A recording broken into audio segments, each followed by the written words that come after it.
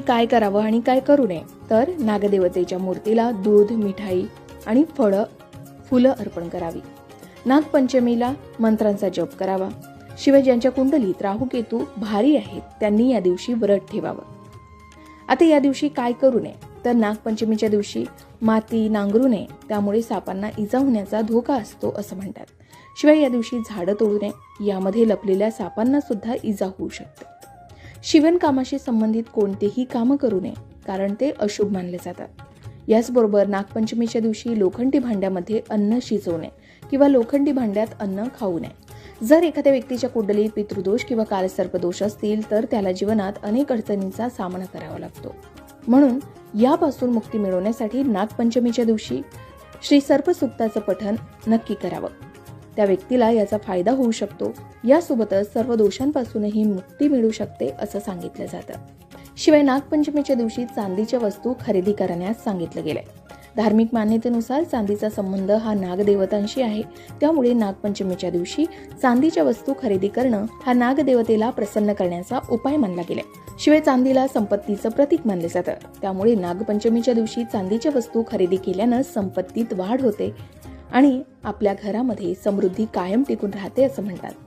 शिवाय चांदीला शांती आणि समृद्धीचं प्रतीक देखील मानलं जातं. त्यामुळे चांदीच्या वस्तू खरेदी केल्यानं घरात शांती आणि समृद्धी सुद्धा कायम टिकून राहते. ज्यांच्या कुंडलीत कालसर्पदोष आहे त्यांच्यासाठी नागपंचमीच्या दिवशी चांदीच्या वस्तू खरेदी करणं अत्यंत शुभ मानले जातं. नागपंचमीच्या दिवशी आपल्याला इच्छित फळ मिळण्यासाठी काय करावं, तर नागपंचमीच्या दिवशी नागदेवतेला दूध अर्पण करावं. नागपंचमीच्या दिवशी भगवान शंकरांना त्याचबरोबर नागदेवाला दूध अर्पण करावं.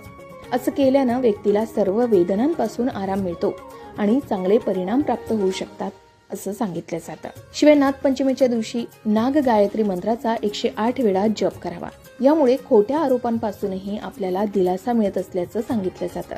याशिवाय कुंडलीतील कालसर्पदोषामुळे होणारा त्रासही कमी होण्यास नक्कीच मदत मिळू शकते.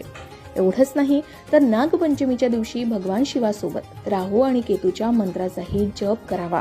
आता हे मंत्र कोणते, तर मंत्र पुढील प्रमाणे. पहिला मंत्र शिवपंचाक्षरी मंत्र ओम नमः शिवाय. त्यानंतर राहू मंत्र ओम भ्रम भ्रौम सह राहवे नमः. केतू मंत्र ओम स्त्रीम स्त्रोम सह केतवे नमः. तर नागपंचमीच्या दिवशी भगवान शिवासोबतच राहू आणि केतू या मंत्रांचा जप आवर्जून करावा. आता नागपंचमीच्या दिवशी काही विशेष कामं केल्यानं नागदेवता प्रसन्न होतात आणि घरात सुख समृद्धी नांदते. त्यासाठी काय करावं, तर नागपंचमीच्या दिवशी शेणांपासून नाग बनवून त्याची पूजा करण्याची श्रद्धा आहे. त्यामुळे या दिवशी योग्य प्रकारे पूजा करावी. नागपंचमीच्या